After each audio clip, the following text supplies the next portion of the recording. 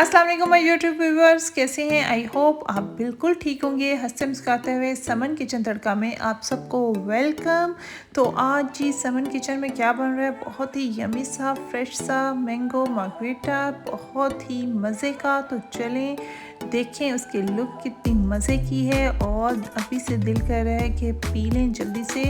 तो ज़रूर बनाइएगा, बताइएगा कि कैसे बनी और फुल वीडियो वॉच करनी है। बिल्कुल वीडियो अंदर से स्किप नहीं करनी, क्योंकि आप फुल वीडियो वॉच करेंगे तो आपको रेसिपी की समझ आएगी। तो चलें बनाएं और फिर मुझे बताएं कि कमेंट्स में कि कैसी बनी और आपको ये कैसी लगी। तो मैं आपसे फिर किसी दिन और अच्छी सी वीडियो के साथ मिलूँगी। आप वॉच करें और फिर कमेंट्स में बताइएगा और वीडियो को लाइक करना बिल्कुल ना भूलिएगा। तो मेरी तरफ से अल्लाह हाफिज़।